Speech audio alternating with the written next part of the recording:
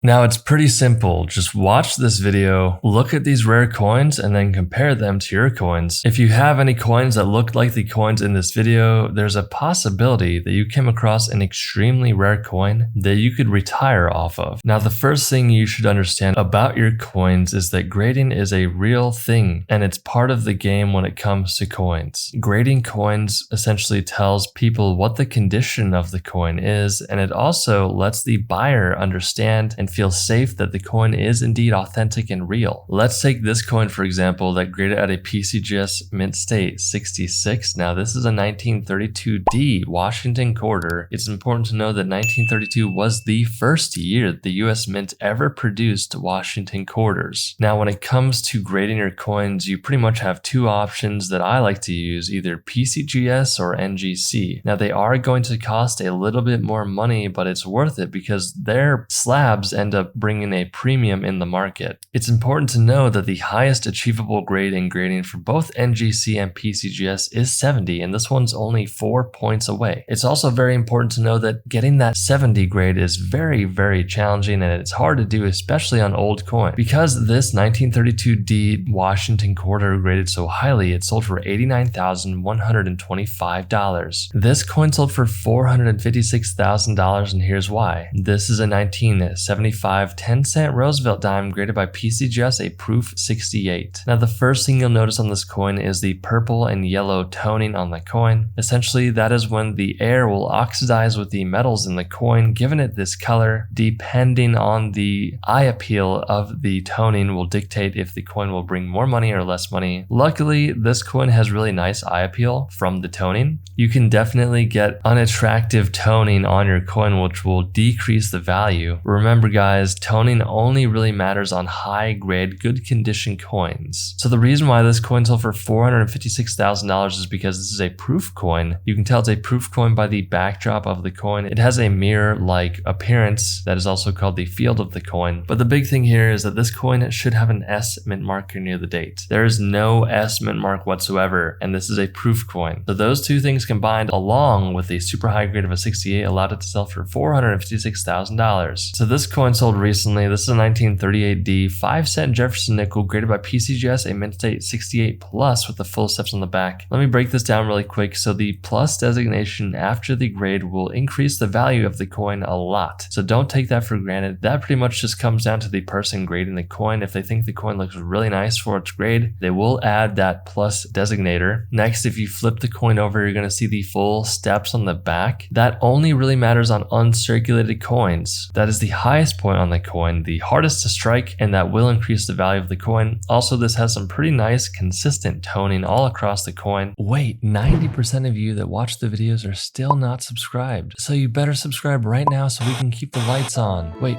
no, I was kidding.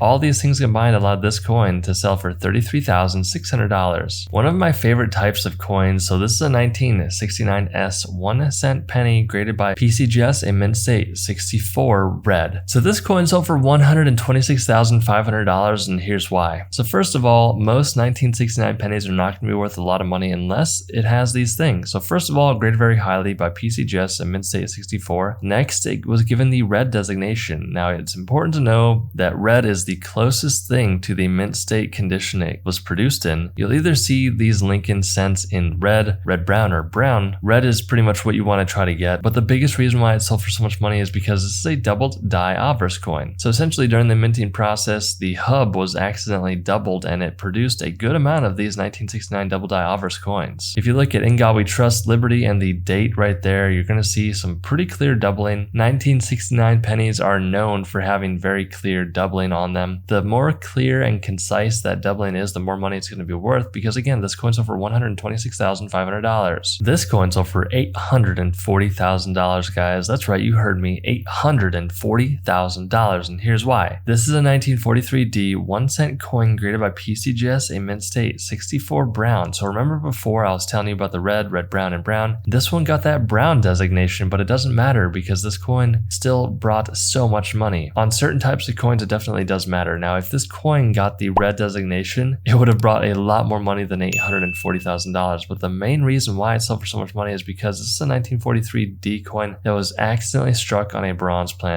So to keep this brief, during the war efforts they needed bronze for ammunition, so what they did was they transitioned into a zinc-coated steel planchet, which allowed them to have the bronze for ammunition, which they really needed. So your 1943 penny should be struck on a zinc-coated steel planchet, not a bronze one like this. If you have a bronze planchet, you either have a fake coin or you're incredibly lucky and you came across this coin. Make sure you find a coin expert near you. Ask multiple people. Don't get the opinion of just one person. If they all say the same thing, they're probably telling you the truth. Keep your eyes peeled, guys. Don't get scammed. And also, YouTube knows exactly what video you want to watch next. They have a complex algorithm that knows you pretty well. Is it true? If so, click on that video right on the screen and I'll see you on the inside.